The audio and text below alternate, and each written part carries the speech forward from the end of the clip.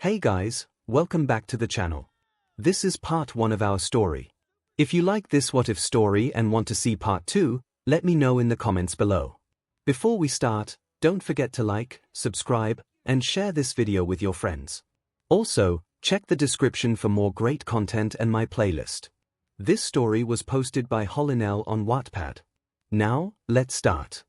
This is practically just gonna be some memories with a little bit of background information sprinkled in. Every memory will be separated with borders so you know when one ends. Love. 5 age 4 oh show me please yn. Izuku asks me to show off why quirk sure Izuku I smile lighting a flame in your hand and twirling around leaves with the wind. The rest of your class erupts in os and as you exclaim, your quirk is so cool why, and I can't wait till I get mine. Izuku says 16. You'll never get a quirk Deke, you're just a helpless loser. Katsuki laughs, cats that's mean. You yell at him while swatting him on his head whatever why, and your nickname 130 Katsuki has practically been your best friend since your mothers were close all through high school, so when they found out they were both P and T at the same time they were ecstatic. 18. 3 yn, and your eyes are so pretty. Izuku compliments, thank you Aizu, you thank him smiling back, well she's gonna be my wife one day Deku. Katsuki responds growling at Deku, maybe if you're lucky.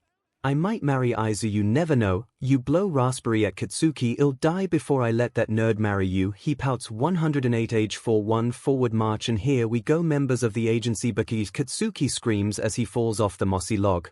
Are you okay cats, I'm coming. You scream as you jump off the log cannonballing into the creek. 30 that was the moment he realized he loved you. 24 I'm fine why. And Jesus you didn't have to jump down, are you okay? He says standing up and pushing Izuku down. 20 cats.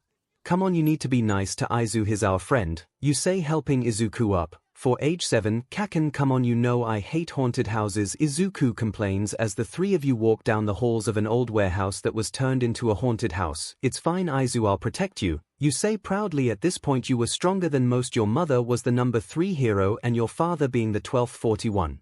3 age 8 who are your favorite heroes besides All Might? You ask Katsuki, probably Edge Shot. He replies taking a shrimp cracker. What about you? He asks my mom and dad for sure. You reply taking one for yourself. I forget your parents are heroes. He laughs, how my mom's the number 3 hero. You laugh with him. 45. 3 age 13 1 of all days to the rain. Of course, it rains today. You say reaching your hand out while standing next to your dad. Tears still fresh. Dad this isn't fair. You look up and turn your face to look at him. Mom didn't deserve this, she was so kind. Your dad now crouching down to hug you while crying as well. I know sweetheart I know. He hugs you crying. 27 Mom what happened? Katsuki asks him. Mom, wiping away his own tears. And was a hero son, you know that heroes do whatever it takes to save people. She was doing what she loved, she died an honorable death. Mitsuki hugs her son while crying. 19 And are you okay? Izuku asks walking over to you. I've been better Aizu, you say wiping your tears and pulling away from your dad's hug. Yeah I can understand that, he says passing you an umbrella and pulling you into a hug as well. Plus by this time you had both boys desperately in love with everything about you. They loved every inch of you. You had a little crush on Deku as a kid but almost your entire life you'd fully loved Katsuki. Holy sh the amount of typos in this thing, I'm trying to fix most of them but goddamn. 17 My memory of this episode is blurry so I'll be going on what I remember, bear with me. I haven't watched seasons 1/2 in years or for like I said in the last chapter just not motivated and this is really rushed. So trust me I'll make sure the next chapter is good. I'm so sorry. I am a very big angst fanatic so pretty much every chapter will start slightly sad, maybe not even noticeable in some chapters, but I need to feed my addiction for now. Author-chan a full year later and I doubt I'll keep with this 5. I've rewritten this 4 times now. I don't know how I want to write this. Also since they never show Aizawa house I'm just gonna use a random house. If you know where it's from let me know, I'll give credit. If any parts say you I give up looking for all of them. I have given up. It's a browser extension I have no, so yeah just if you see it just pop a comment so I can go in and fix it. I'll work on it as soon as I can. I also deleted the extension so it should be there to much. 1 italics are your thoughts, stars are sounds, bold are time skips, count to 10 and get out of bed. You mumble to yourself searching for the energy to make it through the day. Failing for what feels like the 100th time this week. 12 You'd be lying if you said you were totally happy but you weren't entirely sad either. You just felt empty, like something was missing and it was tugging on your heart a lot recently. 5 You lay in bed for another 20 minutes staring at the ceiling making shapes out of the wood type texture. Hurry up, why, and we're already late. Your dad says, knocking on your door. I'm going as fast as my energy will let me, you say, standing up. If you're not ready in 15 minutes, I'm leaving without you, he sighs, walking away from the door. 7. Okay, I'm ready, you state as you walk into your living room. Finally. Your dad sighs as he picks up the car keys off the coffee table and walks over to the door, waiting for you to get your shoes on. Okay, let's go. You exclaim as you slide on your last shoe, walking out the door. 4.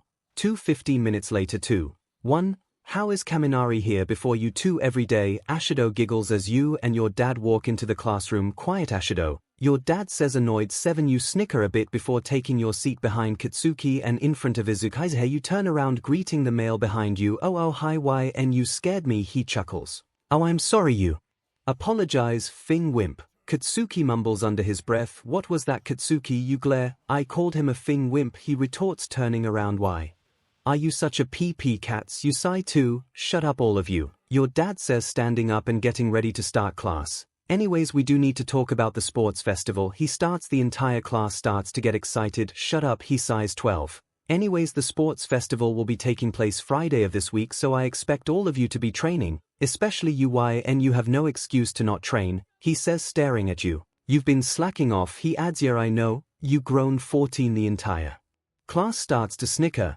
I said shut up, your dad snaps. 4. Anyways, like I was saying, the sports festival is this Friday. As you know, it is one of the most watched and broadcasted events, therefore there will be pro scouting students, so make sure you put forth your best effort, he says, following with a yawn. So we want to be good so agencies spot us, someone asks from the back. Yes, that is literally what I just said, your dad says while pinching the bridge of his nose. 1. Lunch 1.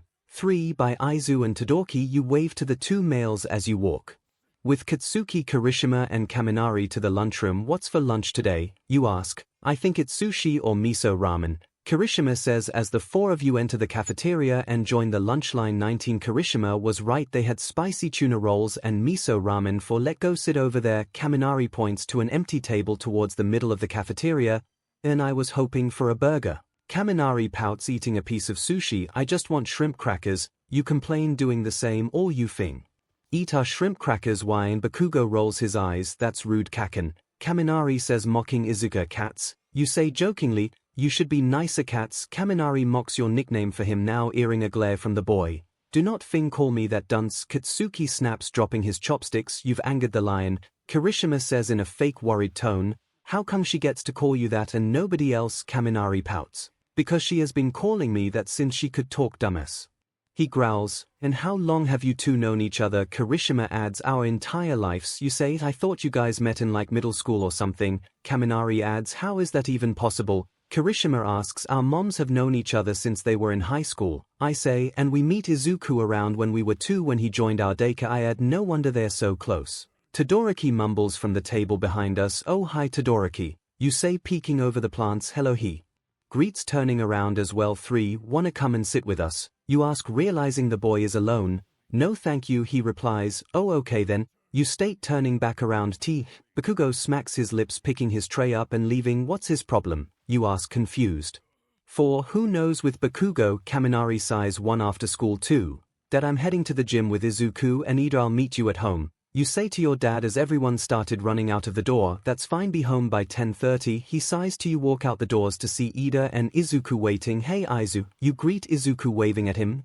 You greet him smiling softly. We can use one of our family gyms, the choice is yours, Ida says. My dad will just point out my techniques the entire time. Let's go to your house, you say, rubbing your neck awkwardly. That's fine, he says, and the 3 of you walk towards the school's exit to wait for Ida's driver. After a few minutes, the driver pulls up in a Rolls-Royce 8. I forgot all of my friends are rich. Izuku blurts, shocked to see the luxury car. 8. Why is rich? Ida says bluntly, I'm sorry, that came out terribly wrong. I knew you had money since you had a personal gym, but I never realized you were actually rich, and I've never been to your house. He apologizes, bowing. Would you like to train at my house? You ask, laughing a bit. If it's no problem, he replies, opening the door and sliding into the back seat. 1. Us following behind him. To the Aizawa residence, please, he says to the driver, who answers with a simple nod. 7:15 minutes later. 1. 3. Your house that was randomly picked from Google. Pretend it's day L9. I was certainly not expecting this, Ida says as he steps out of the car. Yeah, it's pretty nice, you add as you follow his actions. 90.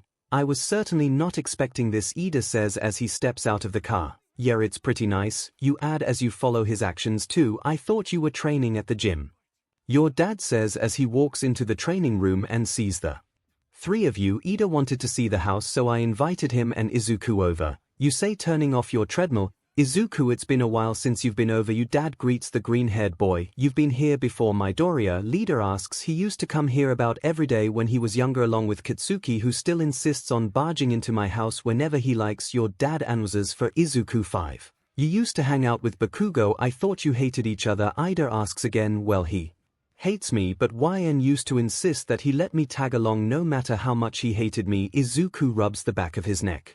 1. Anyways, it's past 11. You boys should head home. I'll have one of the drives take you both home. Your dad says walking out of the room. 2. Goodbye, YN. They both say nice night. Ida. You wave goodbye to them as they walk out of the Japanese-style door. Shocked Katsuki didn't come over as well. Your dad says as you enter the living room. He got all Katsuki at lunch, and I haven't talked to him since. You explain. That boyfriend of yours is a ticking time bomb. He chuckles at his own joke. You're well aware how much I hate when you call him my boyfriend. You roll your eyes. 8. You did well tonight. I'm proud of you. I know things have been tough, but you're powering through, and I have no doubt you'll win in the festival, hun. Your dad says 19. Don't go getting all sappy on me, old man. You say sitting down next to him and laying your head down on his shoulder. I love you, dad. You say falling asleep on his shoulder. My love for Ochako grows every second. 23. I've been writing this for an hour and I feel like I've written so much, but there's literally nothing here. 520 words. I feel like I've written a million. Live laugh. Loving the fact the top of this has just become a journal. Officially lost motivation at 657 words. This is literally all over the place. 5. You're awakened by your dad yelling at Katsuki to stop spamming his doorbell. You have a key. Katsuki, just walk through the goddamn door. You hear coming from the doorway.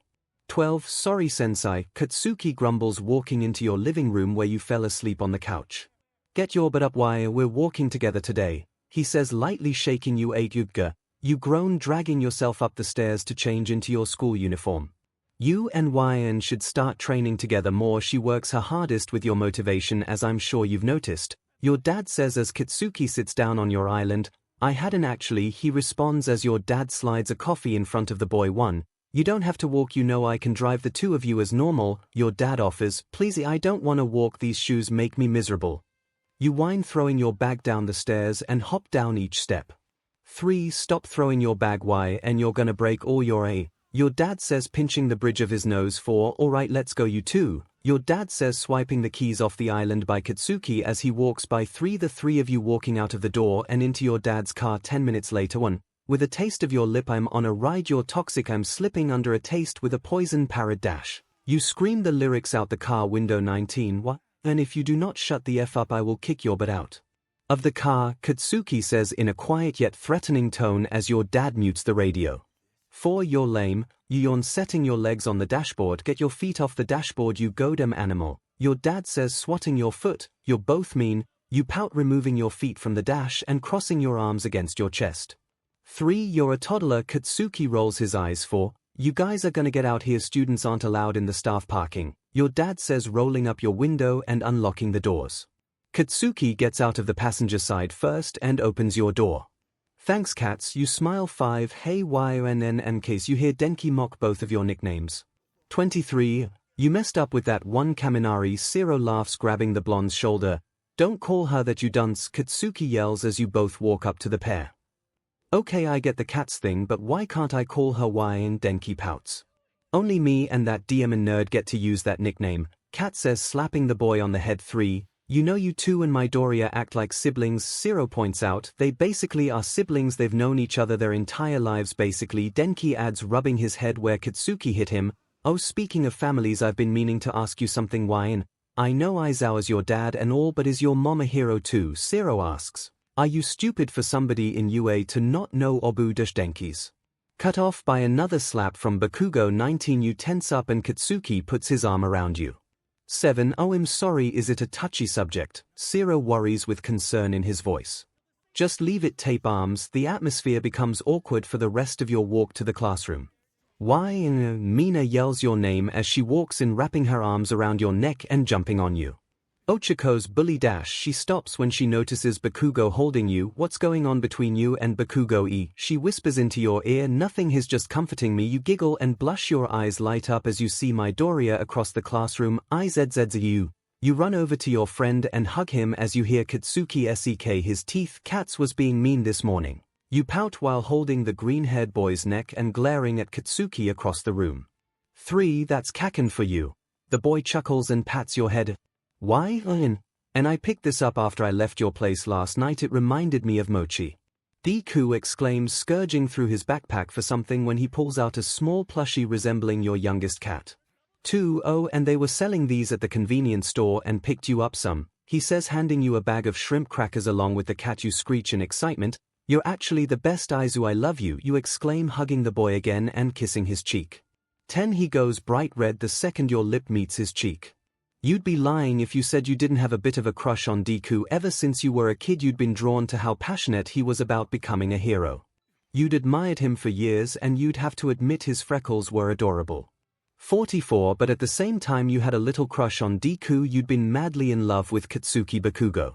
For these first few chapters, I'm aiming for around 1,000 words until I get more comfortable writing longer chapters, but right now even getting to 500 feels like a struggle anyway. 𝗬𝗫𝗍𝗵𝗃𝗧𝗵𝗲 5. But at the same time you had a little crush on Deku. You'd been madly in love with Katsuki Bakugo. You never realized it was love not until you were much older. You felt this way since you were in preschool, but you only recognized that you loved the boy in your last year of middle school. 1. 12. Your mom had just died and it was your first day back at school since her battle. Your mom was one of the top heroes, so the news of her death was one of the most broadcasted topics at the time. Everyone in the class had known and spent the entire day staring at you in pity. 1. It was towards the end of class when the teacher decided to announce her death, as if everyone wasn't already fully aware. If you didn't already hear why Ennis' mom's recently passed away in a UA attack, she was a 𝗔𝗂𝘁. The teacher's cut off. 1. Can you shut the F up? Katsuki says, standing up. Excuse me, Bakugo, the teacher asks, taken aback. 18. I said shut the F up. You act like announcing it's going to make her feel any better. The same goes for all of you, just staring at her like she's some kinda circus act. You all pisses me off. Not one of you have even spoken to her or asked her if she is okay. You're 𝗵𝗃𝗃. He calls the entire class out. He walks over to you and motions for you to come with him. 6. The rest of the class stares in shock as you both walk out of the classroom. As you step outside the classroom door, you buried your head into his chest and sobbed. You let out every bit of emotion you'd bottled up in your body the last few weeks into the boy's chest. And he just hugged you without saying a word. He understood what you needed at that moment. 12. You realized right then how much that boy meant to you, and you finally realized the funny feeling you felt when you were around him was love. 1. 3. Though you knew neither of the boys thought of you more than anything but a friend. 19. You opened the packaging of the crackers and offered one to Izuku, which he politely declined. Take your seats, your dad says, walking into the classroom. You sat behind Izuku. You loved your dad, but the poor man bored you to death. You zoned out most of his class. You began playing with Izuku's hair somewhere toward the middle of the class. At first he jumped, but soon he seemed to find it soothing. You didn't even know if the boy even owned a brush. 6. His hair was filled with knots. Your finger brushed through most of his head. You braided little pieces and twirled his hair. His body relaxed more and more by the second. 2. You'd scratch his head, which he seemed to enjoy, by the little hums that escaped his mouth. 4. If you're done playing hairdresser back there, I'd appreciate it if you paid attention, your dad said in an annoyed tone. 37. You grumbled and complied, leaning back in your chair and attempting to listen to what your dad had to say, yet failing and zoning out again. Some time passed and your dad's voice brought you back to reality. I'd like to talk to you all about the sports festival again. His words caught the attention of the entire class. I just want to remind you of how close the event is. You have only tonight before the sports festival comes. If you want to get scouted, you gotta be on your A game. Now go to lunch and let me sleep, he says, shooing you all out. You start walking out and quickly try and catch up to Katsuki since he's already out the door. You latch onto his arm as you start walking with him. 2. Your dad said we should start training together, he says, looking down at you. Why, wanna come over tonight and use my family's gym? You offer, looking back up at him. Sounds good, I'll ride home with you and Aizawa after school. He accepts, still looking at you. 6. 8. The two of you decided to eat lunch inside the courtyard instead of the lunchroom. It's nice out here, you say, taking a sushi roll off of his plate and plopping it into your mouth. You giggle as He growls, if you wanted sushi you should have got your own dumbass. He grumbles, I literally always want sushi Katsuki. For you pause before asking him a question. Why don't you yell at me? You question, turning to look at him. I yell at you. He rolls his eyes. No, you don't. If Kirishima did that you would screech at him, but you never seem to get actually mad at me. Why is that? You stare into his eyes trying to read his thoughts. Just don't like to. I guess I mean you pss me off like no other, but I just hate the way I feel after yelling at you. He answers, now looking into your eyes as well. 21 You wanted to tell him how you felt at this moment. It was eating you from the inside out that you couldn't tell him how much you longed to be with him. 1 He felt so right. He was so perfect. He was all you needed and more. To others, he was just some loud hothead, but to you, he was your best friend and the love of your life. You stared into each other's eyes for a minute or so before deciding to go back to eating in silence. You're just different, Wine, he confesses as he stands up and walks back into the building, seeing whether or not I can write a chapter in an hour. I couldn't. Oh, and keep in mind Wine doesn't know about Endeavor's abuse before you come for me. For you'd woken up with Katsuki's foot in your face. He'd stayed the night last night and you both slept on opposite ends of your bed. 4 Morning loser, he says groggily as he softly kicks you in the face. 31 Get your toes out my face, you whine, slapping his foot. You ready for today? He asks, sitting up on your bed and yawning. 3 Yeah, I'm ready to kick your butt, you snicker as he huffs. Yeah, we'll see about that one short stack. He glares at you. Ding. 6 You hear your phone go off. Cats, check who that is. Would wire, you ask, yawning and rolling onto your stomach. 1 You hear him smack his lips as he picks up your phone. Good luck today, I'll see you later, with a heart emoji from the DM nerd. He rolls his eyes. 12 Hand it to me, you say, extending your arm towards him and reluctantly rolling off of your stomach. Thanks Aizawa. You too, you say out loud as you type. Bakugo, why and start getting ready, I'll make you both breakfast, your dad says, knocking on your bedroom door. 2 Your dad making breaking, there's a first for everything. Katsuki stands up, grabbing a uniform he kept in your closet in case he ever stayed the night. I'll change in the bathroom, he says, walking into your bathroom and shutting the door. 5 You pulled out a uniform from your closet, changing quickly before Katsuki walked out. 2 He walked out of the bathroom as you were trying to tie your tie. Dad normally tied it for you since you never learned. You're so slow, come here, he chuckles, noticing you struggling. 9 He walked up to you and started fumbling with the piece of fabric around your neck. You stared at his crimson eyes. They were your favorite thing about him. The shade of red was stunning. You could remain lost in his eyes forever and never complain. You examined every feature on his face, from his eyebrows to his lips. God, you loved his lips. 27 You would have killed to feel his against your own, even if just for a second. You began to blush, realizing how close both of your bodies were. You could see the rising and falling in his chest with every breath he took. He was so perfect. Everything about him made your insides so warm and fuzzy. There you 𝗔𝗨𝗧, he cuts himself off, realizing how close you were as well. He didn't move. He just stood there and stared at you for a moment as blush began to flood his cheeks. Hurry, Yuppie, your dad screamed from downstairs. 16 Without saying anything, both of you went and sat down at your breakfast table.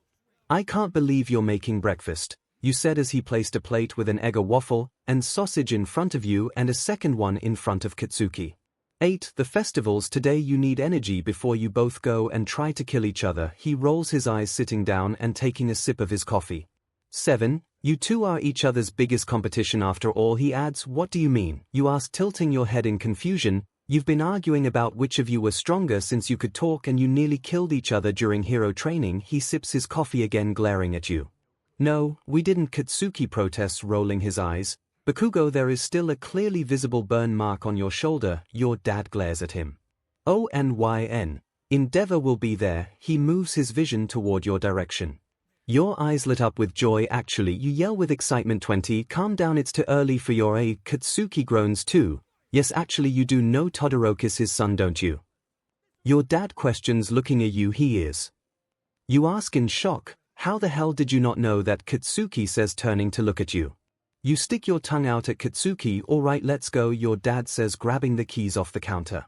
6 Just admit it, you're rooting for me. Katsuki snickers to your dad from the back seat. I'm supposed to remain unbiased, but yes, it's a little hard to not to when you're like a son to be. Bakugo, he sighs as you three walk into the building together.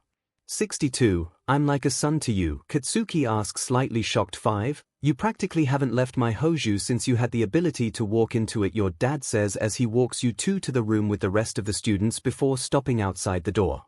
1. I want you both doing your absolute best today, and I fully believe you two could win if you try hard enough. I love you both. Now go get ready. He brings you both into a hug before pushing you inside.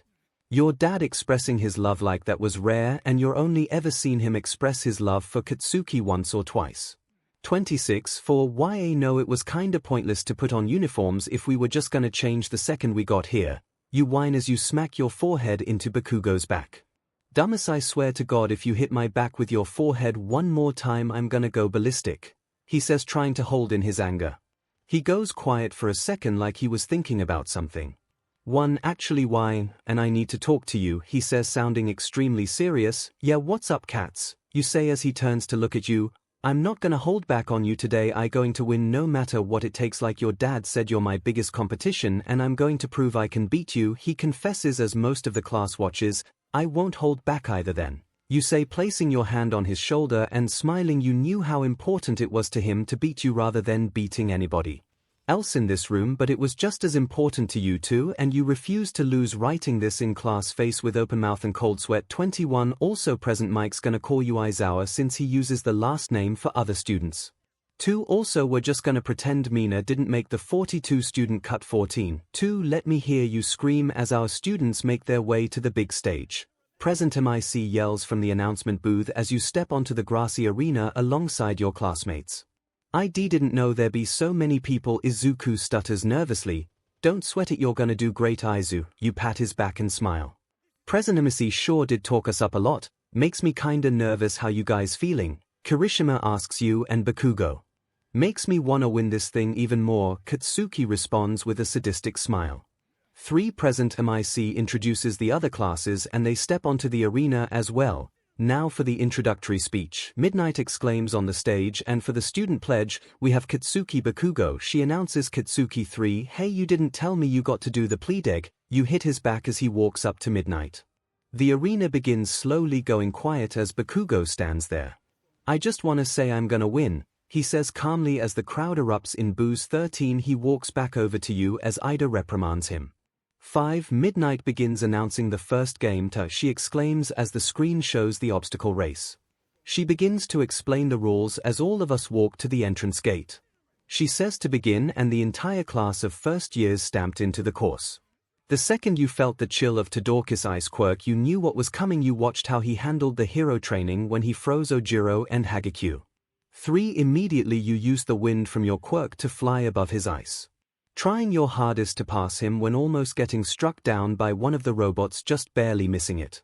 1. Everyone paused while 𝗕𝗏𝗧𝗏 froze them, again taking the advantage to fly over the robots before they came crashing down on you.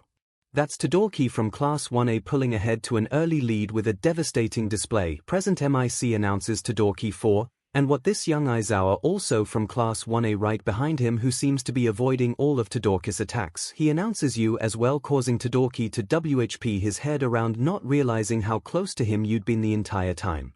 They're ones we should watch, it almost seems unfair. Present MIC yells, his attack was defensive and offensive. And YN's quirk allowed her to dodge it instantly. Your dad says no wonder they were let in on recommendations. They never even faced those Robo Infernos before and they didn't even have to give them a second thought. Present yells, you lower yourself from the air and begin running alongside 𝗕𝗏𝗧𝗏.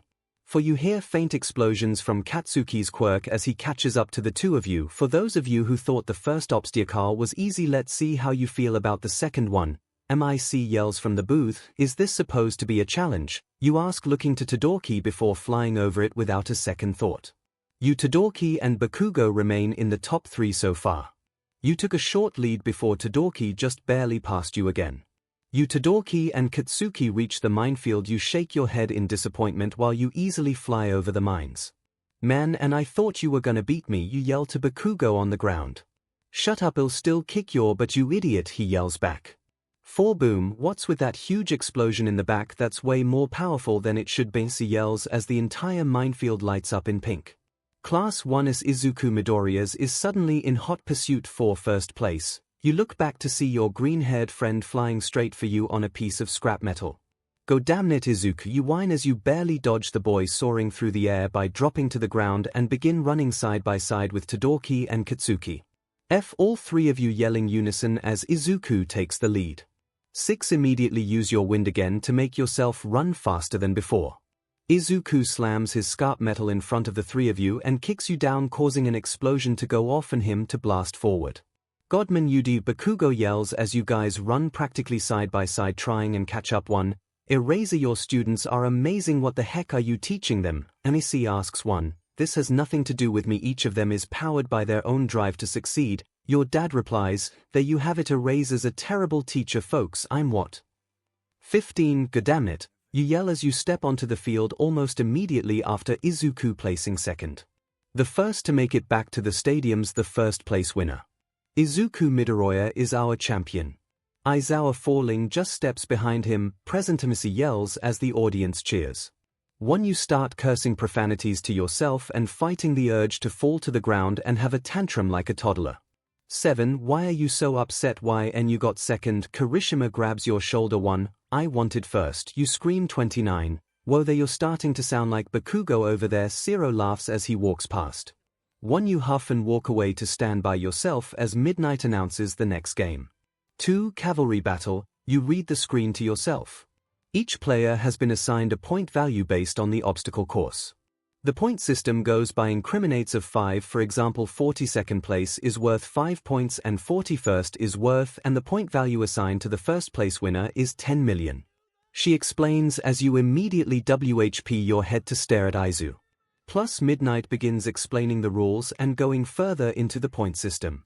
15 minutes to build your teams, get started, she yells, and before you could even take a step towards Katsuki's direction he was already in front of you. I refuse to lose again, you say, and he nods in agreement. Let's team up, I have no doubt we'd win if we work together, he offers. Let's do it.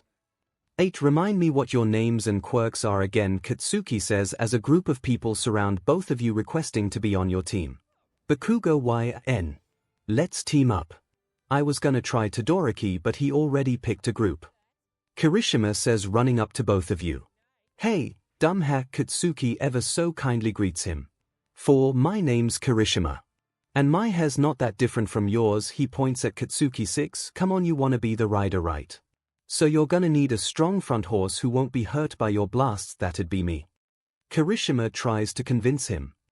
I need somebody with guts, Katsuki adds, my quirk was made for this. I got you covered, man. Kirishima responds, come on guys, let's go charging into battle together. 10 million, bring it, he says, knowing it would appeal to both of your drives to win. You and Bakugo both smirk and look at each other. The three of you begin to look for a left horse, deciding on Zero since he'd able to pull Katsuki back when he flew off. I'm not gonna lose again, you say to yourself as your teams begin to set up. Katsuki cracks his knuckles as 𝗵𝗃𝗵𝗃 counts down. Immediately everyone runs after Izuku unsurprisingly. Don't think for a second you're safe, Katsuki yells, flying through the air to get Izuku's headband. Reaching straight for it before Dark Shadow guards Izuku. Bakugo has been separated from his horses, is that even allowed? 𝗵𝗃𝗵𝗃 yells as Zero pulls Katsuki back. He never touched the ground, so technically it's okay. Midnight responds, Fing bird, you mumble. 3. It's been 7 minutes, so let's get those rankings on the screen, 𝗵𝗃𝗵𝗃 announces, pulling up the rankings. Hold on here, this is an unexpected turn other than midoriya class 1. As to doing so hot, everyone in the stadium lose at the boards in shock. Even Bakugo is losing, he says as a blonde kid snatches Bakugo's headband. Goddammit, you scream too, your class is too small-minded, think bigger. He says, what did you say, come back here, Katsuki yells. 4. Midnight said the obstacle course was just the first game and we figured they wouldn't cut that many of us right off the bat. Would they, assuming they'd keep at least 40 students for the next event? All we had to do was make sure we stayed with that groups we ran from our ranks and the middle. We fully observed our rivals' quirks and judged their capabilities. Only a fool would obsess over the preliminary rounds, wouldn't you agree? He spews. 8. You're just a giant pain in my butt, aren't you? Say, anger twinkling in your eye, throwing flames at him from the palm of your hand. 2. You were a sweet girl most days, but losing was not your forte. And second place was first loser. 7. What your quirks manipulating the wind, is it not? He stutters, taken aback, just barely dodging your attack. Think again, prick. Bakugo throws an explosion at him. You're kinda famous, aren't you? For being attacked by that sludge villain. You'll have to tell me about it sometime. It must be strange to always find yourself in the role of the victim. he says, ignoring his doubts about your quirk. One 𝗕𝗁𝗵𝗿, and we have a slight change of plans. Katsuki grits his teeth. Before we take down Deku, we're gonna kill every one of these B-listed ids, he growls. Calm down you two, we've got to keep a level head or we'll never get our points back. 𝗧𝗏 says, shut up, I've never been calmer, now get after him. He yells. One, you think you're tough, he asks sarcastically as we run after the group. Katsuki throws an explosion at him as they dodge, and the blonde boy uses the exact same attack. While I see why you like the quirk, he laughs. Katsuki tries using the same attack again, and he uses 𝗕𝗁𝗵𝗻's quirk this time. You both have impressive quirks, but I think you'll agree mine is better, he taunts the pair of boys. He can copy other people's quirk, Katsuki explains. No thing sh, you roll your eyes. You guys begin to go after him again when somebody uses their quirk to stick you to the ground and both teams run away. Here, you say, using the fire from your quirk to melt the substance. Guys, we only got a minute. 𝗧𝗏 yells, shut up, you yell back. Somebody's grouchy. 𝗧𝗏 laughs. You ignore him. Winning this game and getting your points back was more important than arguing with 𝗧𝗏. The second the substance melted, you all took off after him again. Bakugo jumped to get the points the second he was in reach. As he jumped, Brunette used his quirk and blew what seemed to be solid air. Why, look pretty stupid fighting with her, he snickers as Katsuki punches through it, grabbing the headbands off of Monoma's neck and 𝗧𝗏 pulling the boy back right after. You cheer as you go back after the last headband around his neck. 𝗕𝗶𝗯𝗹𝗶, he yells, why, we need speed, he says to you now, and you obey. The brunette blows air again and Bakugo smashes through it instantaneously, grabbing the headband in the same motion, causing you to move to second place. After Todoroki and Deku, now we need first, you scream as you take off toward the pair. Bakugo flies through the air again in the last seconds, falling to the ground before the time ends, causing us to fall in second. Immediately you drop to the ground next to Katsuki as you both slam your fists into the ground. One, stupid, stupid, stupid, stupid, stupid, you mutter, sulking. For stupid thing game, stupid thing game. You continue sitting next to Katsuki as he screams.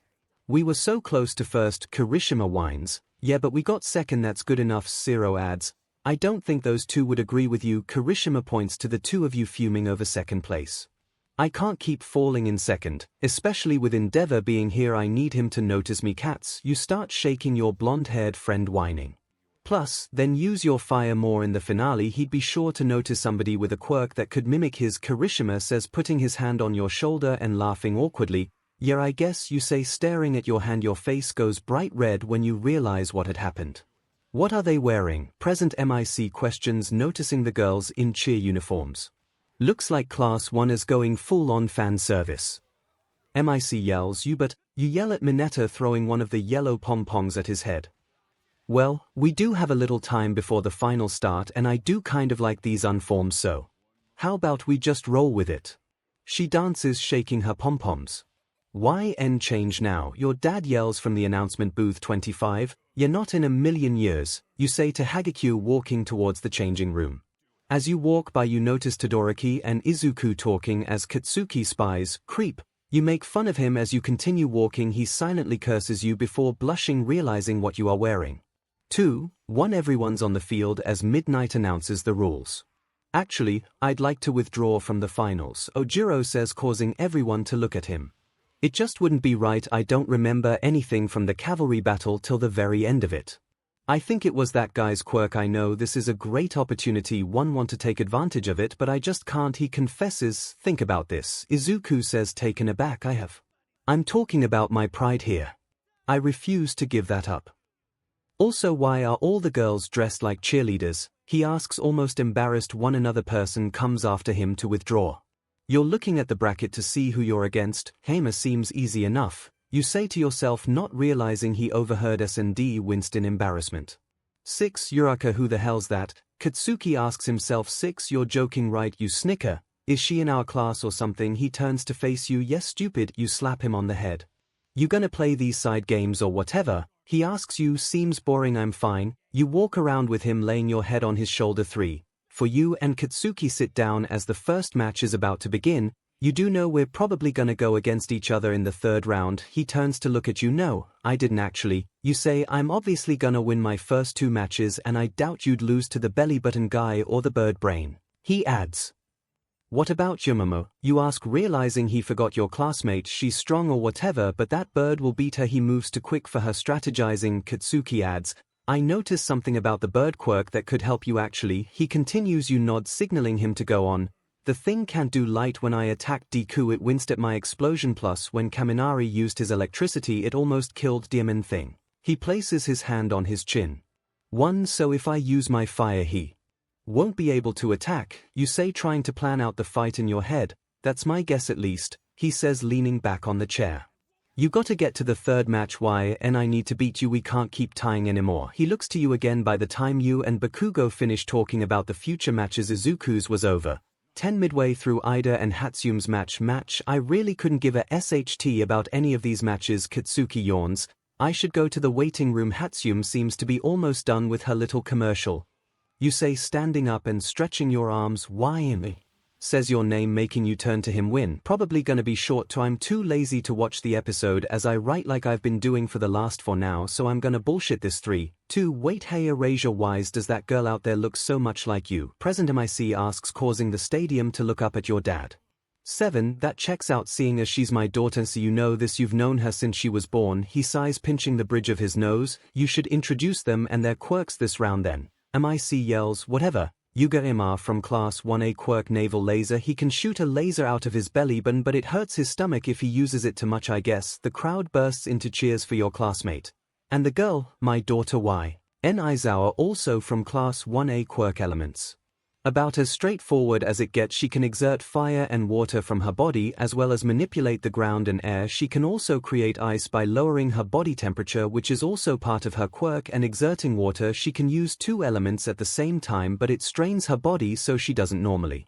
If she overuses her quirk she gets excruciating headaches and worst case scenario short to longer term comas. He explains, going in depth about your quirk. The stadium cheering for you as well. 19. How did you two end up with such different quirks? 𝗵𝐶 questions. It's a generational quirk that skipped her mother. Now can we get on with the games? Your dad sighs. 6. 𝗵𝐶 begins counting down. 3, 2. This will be over in seconds, ma'am. Emma giggles. 5. Not even, you reply. 1, 1. Immediately he launches a beam at you, easily avoiding it. They could have put me against somebody with a chance at least. You sigh, using as much wind as you could to pick 𝗕𝗵𝗲 up and set him outside the arena. 𝗕𝗵𝗲 winces in embarrassment as the crowd begins cheering. 1. You were technically right, it was over in seconds. You snicker. 𝗕𝗵𝗲's out of bounds. Aizawa is the overwhelming victor of this match. Midnight exclaims, I can't rely on my wind anymore, I have to show off my fire more. You think out loud to yourself. 1. You look through the stadium to try to find your idol, your eyes immediately landing on the flame hero clapping for you, causing your eyes to light up in joy. 10. 2. You burst into Bakugo's waiting room. 𝗬𝗁𝗧 1. You sing, that's what I heard, I'm proud of you. He looks up to you, or look at you all soft. You make fun of him. Hey, is 𝗬𝗓𝗏 or whoever Izuku's one friend? He asks, ignoring you for 𝗬𝗗𝗏. Yes, knowing her, she has a plan in mind. She's smart, she understands she can't beat you head to head, so just be careful, alright? You confess, 𝗬𝗓𝗏, like I'd let an extra beat me. He snickers, earring a smack on the head from you. Hey cats. You got this, you say, hugging him. Hey, sorry, haven't updated, I've had company over, but I'm here now. Love. 7. Probably going to be short again depending on how I feel toward the end of this chapter. 1. You knock on the announcement booth doors before Katsuki's match started. Hey, who's that? You hear 𝗵𝐶 turn his chair. It's me, can I hang out in here? I'm bored. You ask, just be quiet. Your dad says, opening the door and allowing you entranced to the room. You got some crazy power, young one. 𝗬𝐶 flashes you a smile with a thumbs up. You thank him as you take a seat on the floor in between your dad and his friend. You peer over the table to see out the window as the match begins. Let the match begin. 𝗵𝐶 screams, causing you to cover your ears. Loud, ain't he? Your dad looks down at you. You nod your head as you watch the match begin. 𝗬𝗓𝗏 immediately books it in Bakugo's direction. 3. She wants the first hit. If she can get it, then she can win the match, you say nervously. Why do you sound so nervous, kid? He asks. She wants her boyfriend to win. Your dad rolls his eyes, answering for you. 1. Oh, you're dating that kid. Actually, that makes sense, you're both sore losers. 𝗬𝗏 laughs. 3. He's not my boyfriend. And I'm not a sore loser, you huff. 3. You're fing with me, right? Your dad chuckles. 8. Honey, you're the worst sore loser I know, he adds, ruffling your hair. Shouldn't we be watching the game? You change the subject right as your eyes meet the arena. Bakugo launches his first explosion at the brunette, causing her to stumble back but remaining on her feet. He's so fine when he's concentrated. You mutter to yourself, 35, we both heard that your dad. Deadpan, still watching the match. 9, no shame in it, you shrug. 25, Bakugo throws a big explosion as 𝗬𝗓𝗧𝗏 throws her jacket over as a decoy. God, his reflexes are like lightning. Your dad now mumbles. 8, Katsuki throws explosion after explosion at the girl as she stays persistent. Listen kid, you really wanna be a hero, then stop acting like a bully. If you're so good, then send her out of bounds. Stop toying with this girl and end the match. A random pro yells as the crowd erupts in boos. 8, your body jars up as you ball your fists, digging your nails into your palms. The crowd is now booing Bakugo. And honestly, I kinda agree with what he's saying. Mike's cut off by a punch from your dad. 1, Bakugo's fierceness is an acknowledgement of his opponent's strength. He knows she deserves to have made it this far, and he's making sure he does whatever it takes to keep her at bay and come out on top. Your dad jumps to your best friend's defense. The crowd gasps as they simultaneously notice 𝗬𝗓𝗧𝗏's ultimate strategy. Holy Essie, you gasp, sitting back down as hundreds of rocks fall from the sky. A meteor shower. 𝗕𝗫 yells. You cover your ears again. Katsuki releases a massive explosion, blowing every single rock she managed to float out of his direction.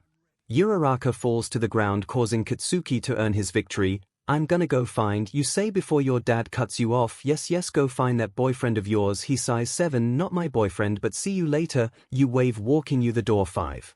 You rush over to Katsuki sitting by Denki and 𝗬𝗫, wrapping your arms around his neck from the back and pulling him into a hug. You 1, you yell, get off me you bat. He laughs just slightly, bat hear that.